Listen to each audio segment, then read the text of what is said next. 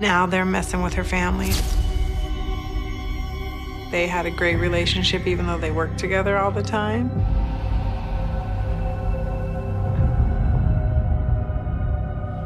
It was lie after lie.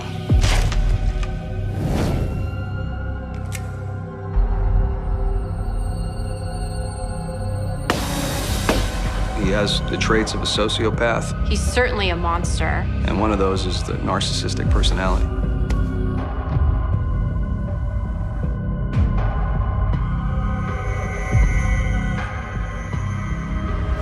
I just fell to the floor because I knew that something had happened. It was a horrific scene, one that I'll never forget.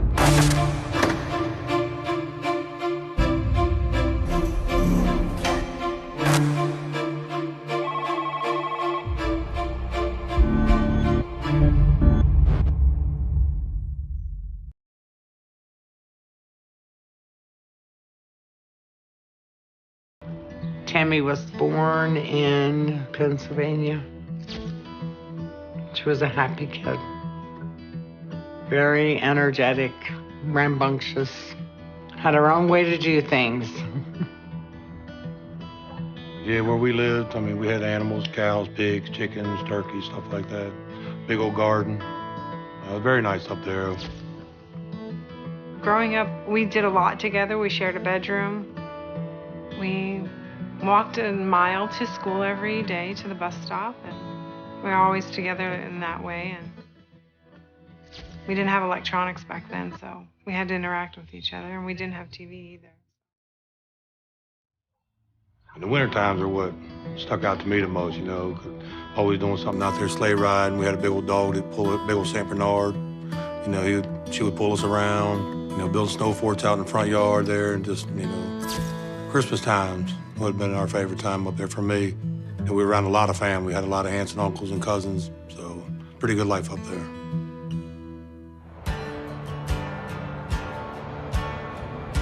We moved to Virginia, our family.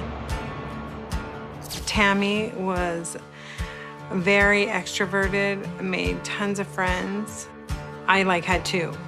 She just was very, very friendly, loved to run and have fun and run around and do what city kids do. Tammy got married, I think it was October 6, 1989. I helped her get her dress and helped her get ready and went to her wedding. She was very young. She was only 16.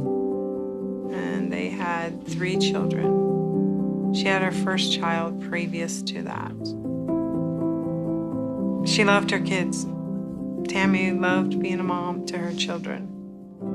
Well, they were good kids, happy. I mean, they couldn't wait to see us. I mean, it was always a good time when we got together, you know. I love being around them. They love being around us. So it was a pretty special time, especially at Christmas time, because, you know, she always made sure they had a great Christmas. You know, always had a lot of stuff. But I'm sure things weren't always that good behind closed doors when we're not around. It just got tough. I mean, I believe she was with the wrong person.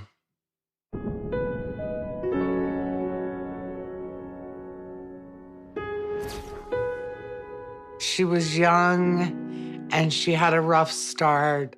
She tried and she always put her kids first, but she did struggle, especially as a young single mother. She couldn't take care of all 4 of them. You know, she knew if she needed me, I would, you know, less than an hour away from her. Cassie came to live with me in Arizona. She lived with me for a year and a half. That was when I really got to know her. Tammy called me and she said, "Mommy," she said, "I need help." And I said, "Okay." I said, "There's a plane ticket waiting for you. Just go to the airport and go to Arizona with Luhana." And she moved to Arizona with Jacob. Her life took a turnaround.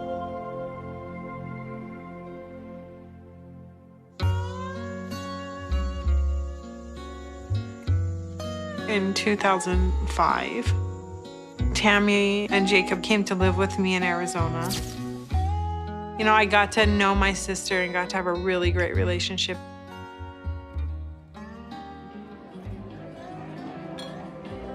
Tammy went out with a girlfriend of hers. Stephen was there. They all got together, and I guess they just hit it off. He was an amazing man, and he was in the military, so he is a veteran. He called her on Valentine's Day, and he told her that he loved her, and she called me, and she was just like screaming in joy and happiness, and she said she hung up on him, and I said, well, do you love him? Yes, I love him. Well, did you tell him? Yes, I told him. It's just, I just remember that and hearing the excitement in her voice, because I have never heard her so happy, ever. She said, I want you to come and meet him.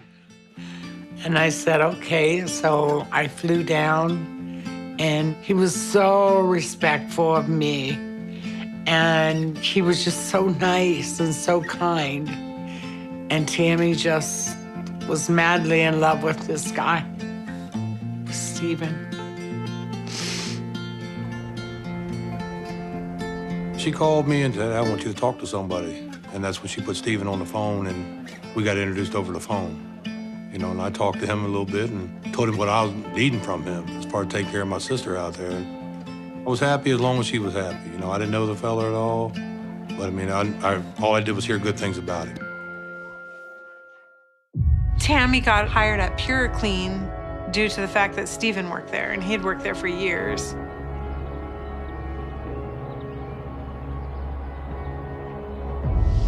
They do restoration, fire, flood, and did a lot of cleanup from Hurricane Katrina. First off, she liked working with Stephen.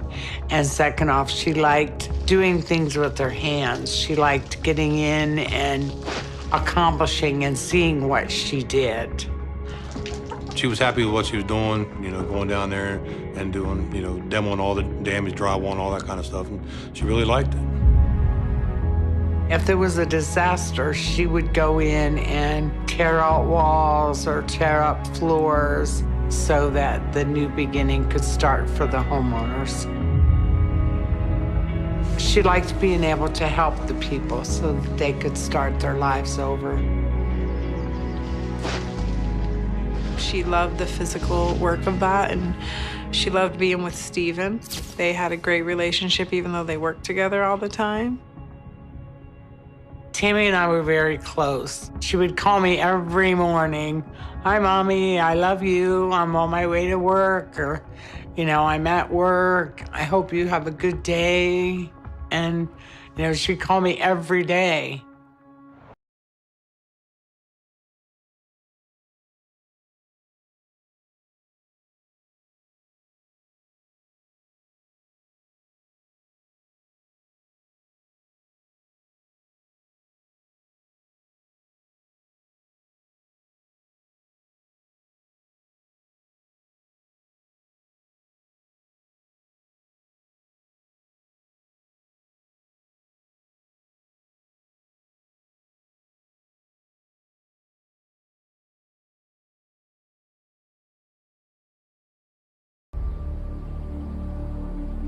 Some of the things I recall her saying about her coworkers and employer were not great.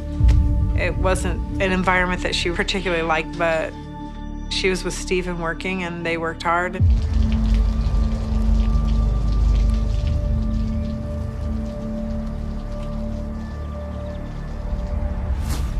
William Miller was her boss at PureClean.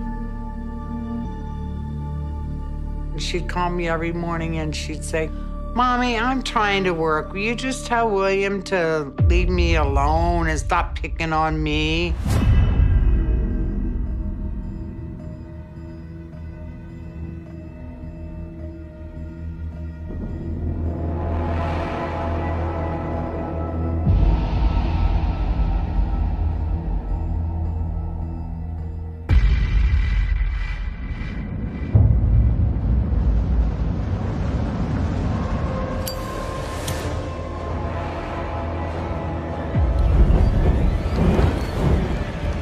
It was kind of basically, if you want to get your paid, then you need help.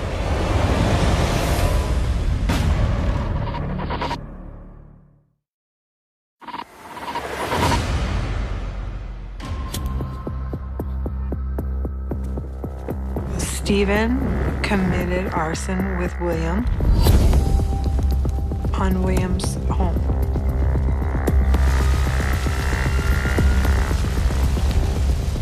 It was kind of basically, if you want to get your paid, then you need to help me, because I can get the insurance money and I'll give you guys your pay from Hurricane Katrina. And I totally know that Stephen would not have done that had it not been for being pressured.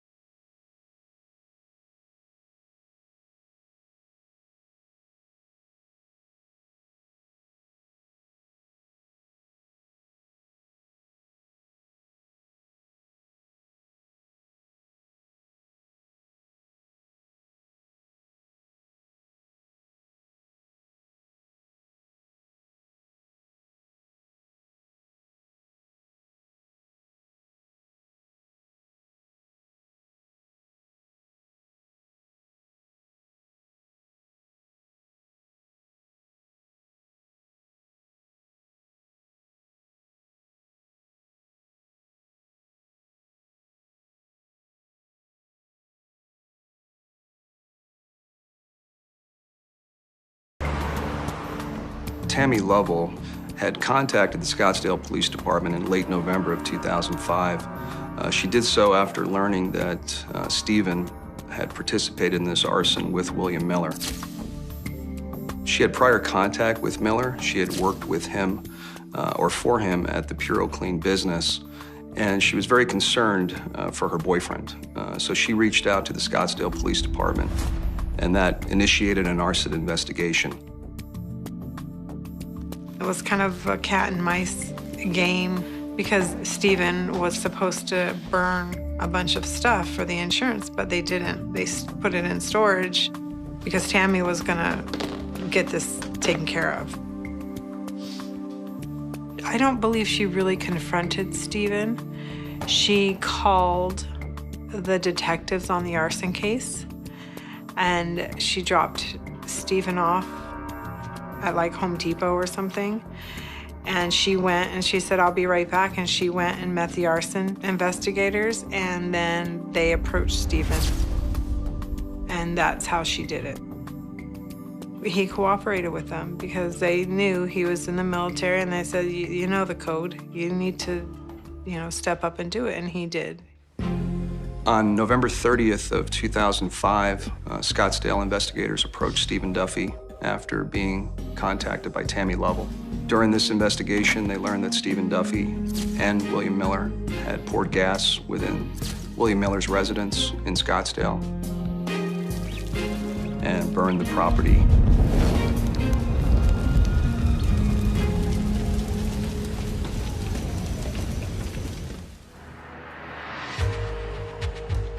So Tammy and Stephen became state witness, and they set up a phone call for Stephen and William on the phone, and Stephen couldn't get William to say anything. My sister might have been kind, but she was a very loud mouth. The boss, basically. And the police said, "Do you think you can get him to talk?" So she said, I'm scared, but, I'm gonna do it. She called William Miller, and a lot of things were said that, incriminated him. Then they arrested him on the arson charge. On December 1st of 2005, William Miller was taken into custody by the Scottsdale Police Department. He was charged with several crimes, which included arson of an occupied structure, fraudulent schemes, and endangerment. William Miller got out. Pure Clean must have had a lot of money. I don't know what his bail was set at, but he did get bail. Tammy was just afraid what might happen, but, she had moved to a gated community in hopes that that would protect her and her children. They were kind of in the middle, near the park area, and the houses were very close, like you shared a driveway with your neighbor. It was a 2-story house. We talked about how when Stephen got his probation for doing the arson after he went to trial and things, that she was going to move to Utah so that she could be around me. And she said, I just need to wait until the state of Arizona talks to the state of Utah and they approve the transfer of his probation. I did talk to my sister, and she would not go anywhere if she couldn't have a gun on her hip. Even she came to my house, she had a gun on her hip. She did not go anywhere without a gun. She said that she knew that her life was in danger.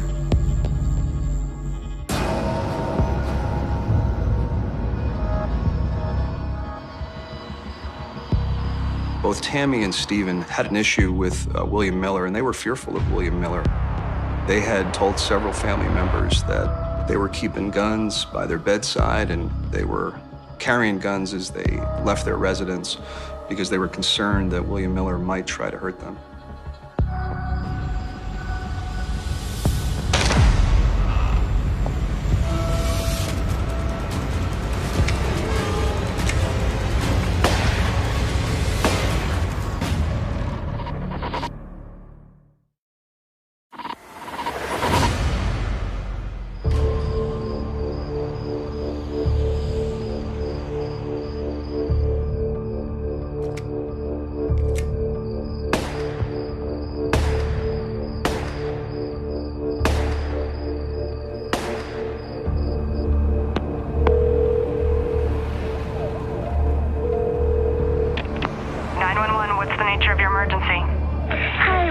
Gunshot, 5 shots next door, and then he heard screaming.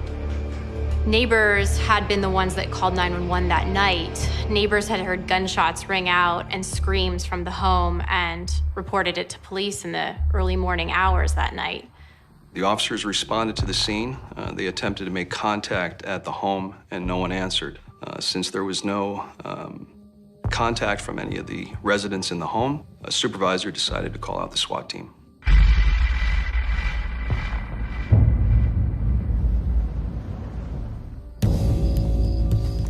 It took several hours, but they eventually made entry into the home sometime, I believe, after 5 a.m. I was called that morning, shortly after 6 a.m. by my supervisor. I woke up and I got a phone call from the Mesa Police Department asking me if there was a baby living in my sister's home. And I said, my husband's a police officer, so why don't you tell me what you're asking me? That morning, Stephen Duffy, Tammy Lovell, Cassandra Lovell, Jacob Lovell, and Stephen's youngest brother, Shane, were all in the house.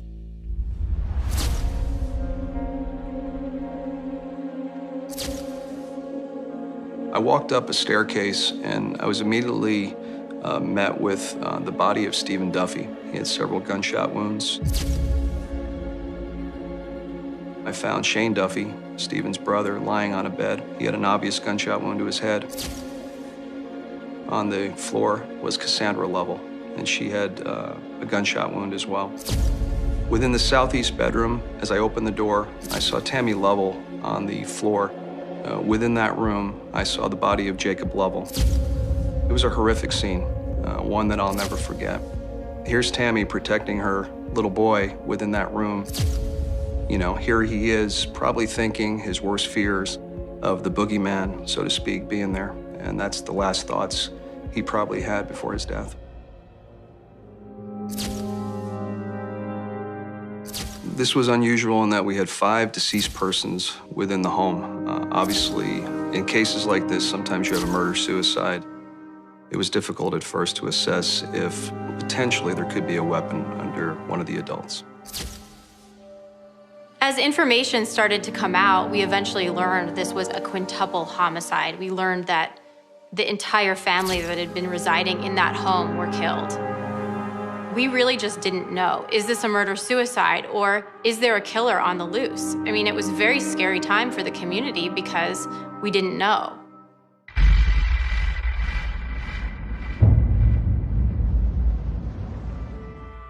So I called her house, and I said, Tammy, Stephen, Cassie, Shane, what's going on over there? Why are the police calling me? And this went on all day. I was at work, and Tammy hadn't called me that morning because that was so unusual. She called me every morning. So I tried calling her, and I didn't get an answer. So then Luhana called me, and she said, Mom, I can't get a hold of Tammy. And I said, well, that's funny because I can't get a hold of her either. And I called my husband, hysterical. Well, actually, I called the Mesa Police Department. And I started screaming at them. My name's Luhana Chesley, and Tammy Lovell is my sister. I'm trying to get a hold of her, and I can't find her. I said, you tell me what's going on at this address. And she trying to placate me, and I got angry at her. And she told me that they had all been murdered. I find out my sister and her entire family are dead in that house. Luhana called my roommate, and the roommate called me at work and said, Pat, you need to come home. And I said, what do you mean I need to come home? She said, you need to come home right away. I need to tell you something. And, you know, I just fell to the floor because I knew that something had happened. So I left work and I went home, and she said that Tammy had been murdered. And so I called my husband. He's on his way home from work, and I'm screaming that my sister's dead, and he can't understand me because I'm just a hysterical mess. And then my husband finally got home. He said, we're going over there and do not talk to anyone. We're going to the command center, and you do not stop, and you stay with me.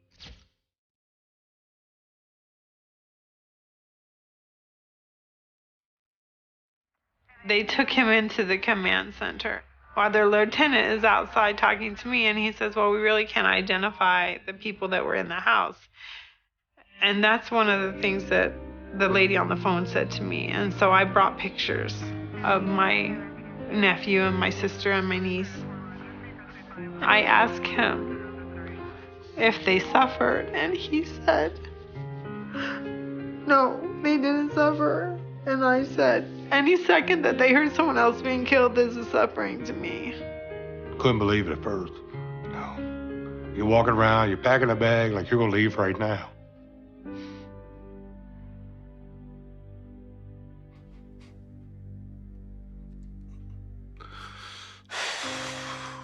It was pretty tough.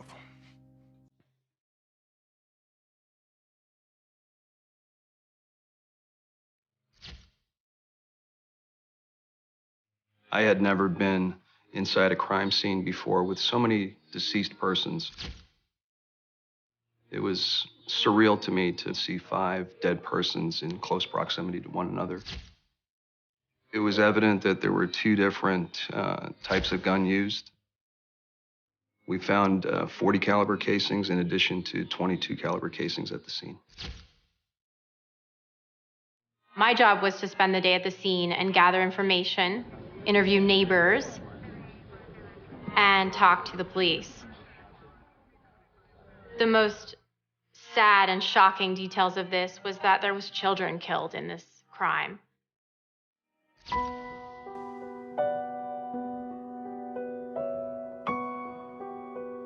When I heard that a 10-year-old little boy had been killed, I just couldn't believe anyone would do such a thing.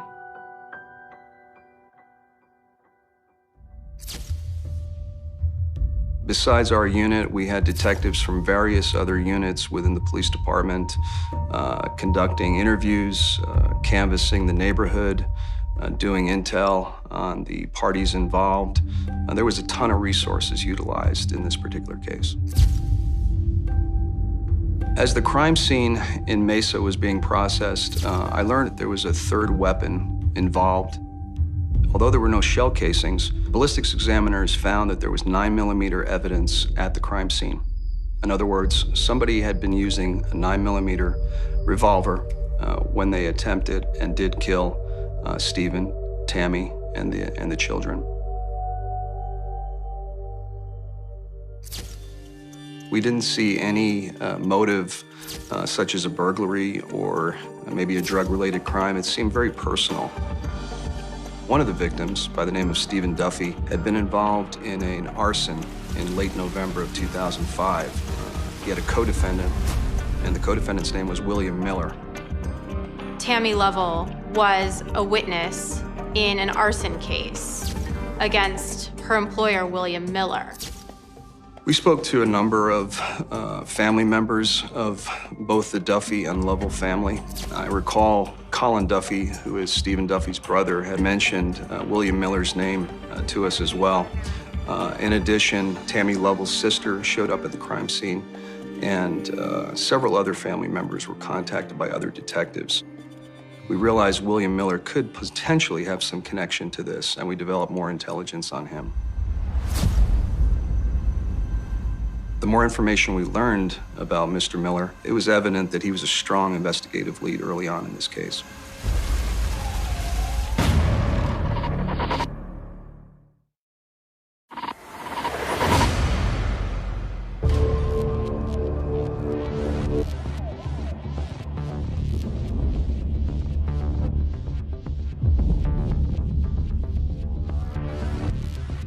We sent detectives out to Scottsdale to start surveilling Mr. Miller.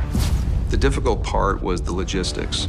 Miller had committed an arson of his primary residence in Scottsdale, and he was living at a rental home at the time of this crime. In addition, he had a business location, so there were 3 separate locations that he would keep vehicles at and that he would move between during this time. So surveillance was difficult. Miller was also difficult to surveil in the sense that he was speeding through streets, through red lights, seemed very paranoid. Whether he picked up the surveillance detectives or not, I don't know, but his behavior exemplified that he perceived that he was being followed. During the course of this investigation, William Miller had made contact with several media members. There were cameras stationed outside of his home at times. Obviously, this also made it very difficult for surveillance teams. Several reporters from local newspapers were in daily contact with Mr. Miller. Of course, we're reaching out to everyone we possibly can, and we reach out to William Miller. We didn't know if William Miller was a suspect. We just knew that he had a connection here.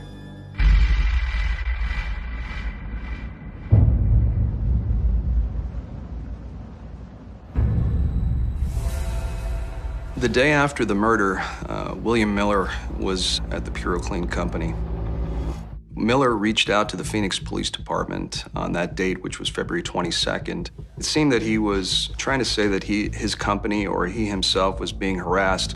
Besides the fact that several of his employees had been murdered, now somebody was targeting him. Furthermore, Miller stated that his secretary had a gun stolen from her vehicle days prior. All this was unsolicited and seemed quite unusual. And we learned that she had, in fact, purchased a 9mm revolver on February 13th of 2006. This was 8 days prior to the murder at the Barrington Estates. Here's a person that is supposedly getting a gun for self-defense, but not carrying the gun itself on her person. So I felt that wasn't truthful. We spoke to the gun store employee. He said that there was a male present when this purchase was made. The employee was shown a photographic lineup, and he was able to pick William Miller out of that lineup as the person that accompanied his secretary on February 13th of 2006 when she purchased that revolver. We're also hearing in the newsroom from another source, this person by the name of Richard Nixon.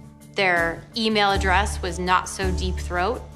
He really fed us a lot of malicious information about the victims. I remember at that moment really questioning the motives of this Richard Nixon source because it was very clear to me that somebody was trying to throw us off. Some of us were sure Richard Nixon and William Miller were the same person, and others, including my editor, were sure they were different people.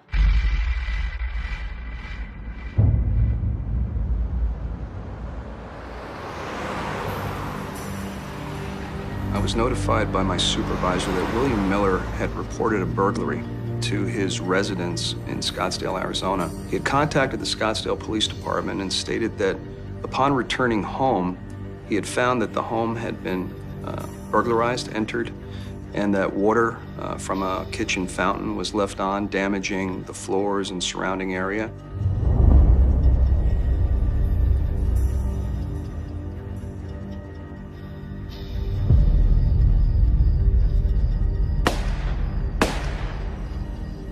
Miller was under surveillance during that time. He was seen walking around the neighborhood, holding a flashlight. And at one point, Miller actually approached a surveillance vehicle that had a detective from the Mesa Police Department within it. And Miller went up to that vehicle and asked the officer if he was a cop. The officer said he had just been visiting the area. He was waiting for the people to wake up because it was late at night. This was probably about 3:30 a.m. Scottsdale detectives responded to the scene. Obviously, they were aware of the investigation that we had in Mesa 6 days prior. They served a search warrant upon William Miller's residence to obtain physical evidence therein. Some of the physical evidence that they located were projectile evidence in that bed where Miller said he had been purportedly sleeping when the shots were fired. And this physical evidence, ballistic evidence, was eventually compared to ballistic evidence at the crime scene in Mesa. The 9mm evidence at the crime scene compared with the 9mm evidence at Miller's purported burglary. So we knew we had the same gun being used in both instances.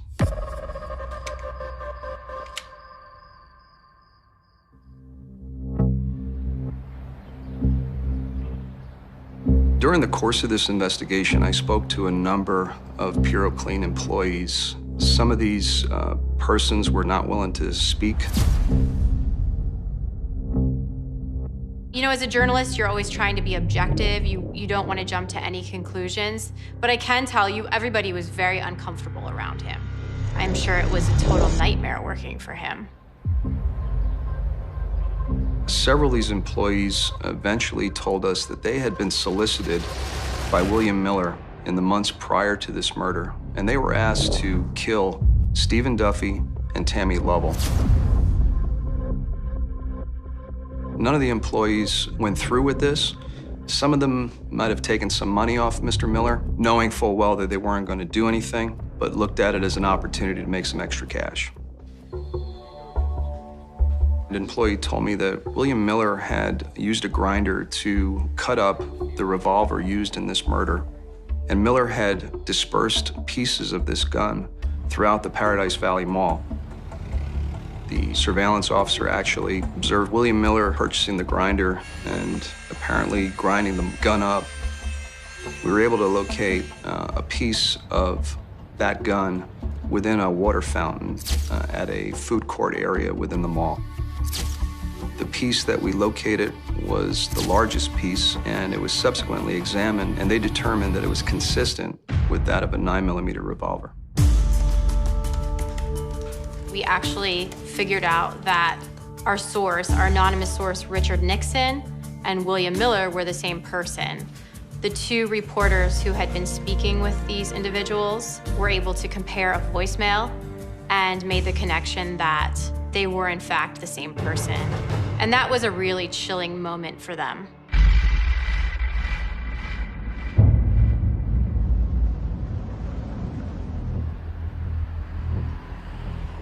In continuing to surveil Mr. Miller, we located an associate of his.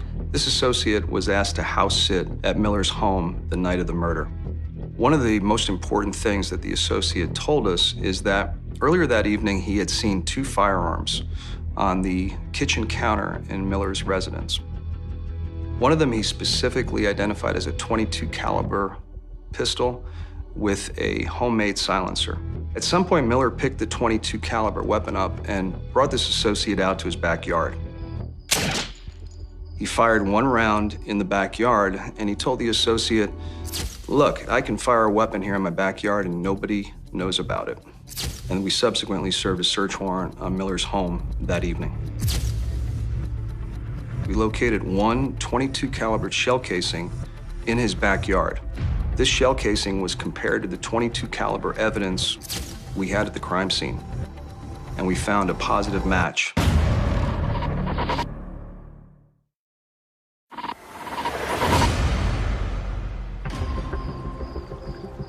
I learned that the .22 caliber evidence found at the crime scene and the .22 caliber evidence found at the Miller address were a match.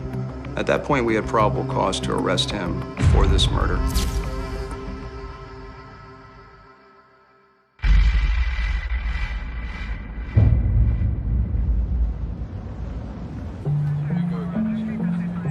We learned that William Miller had been arrested out of a Scottsdale restaurant while dining with his wife.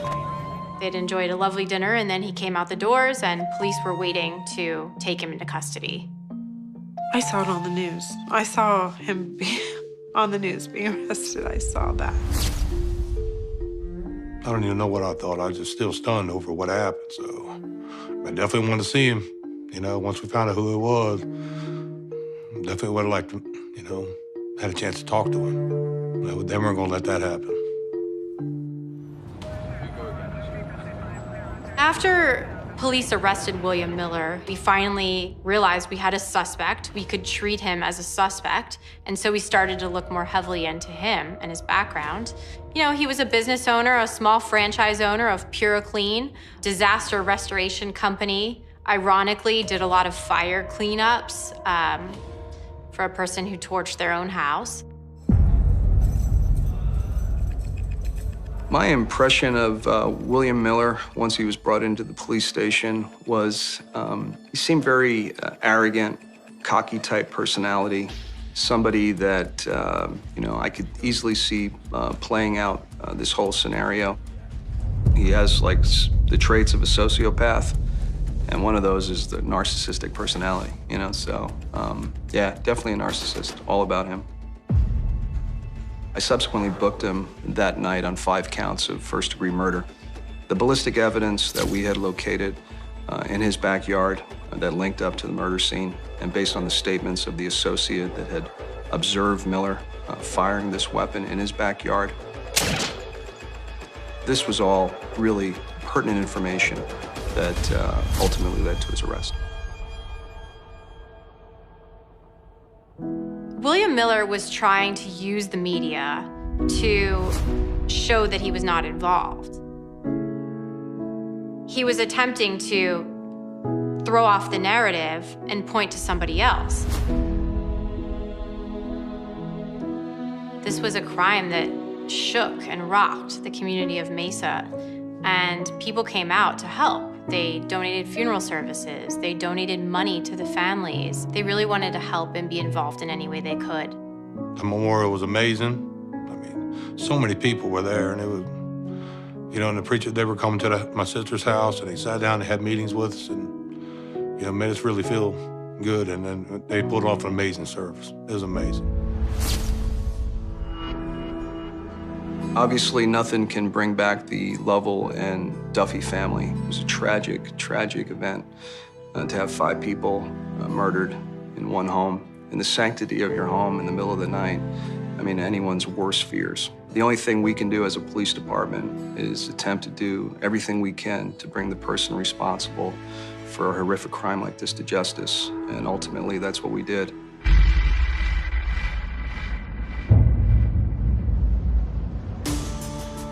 The trial of William Miller, it took several weeks.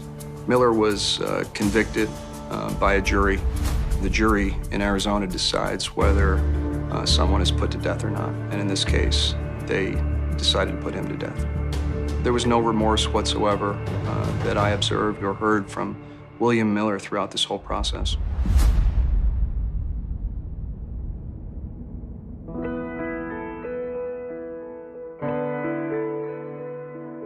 I was just so relieved that it was gonna be over. They found him guilty. To find out he was sentenced to death, that was just so fitting. You know, you're just so angry, and to finally see justice served, it was a very good day for Arizona. He's in one of the strongest prisons that there is, on death row, on isolation. You know, you can never hurt another family. So that's justice for me.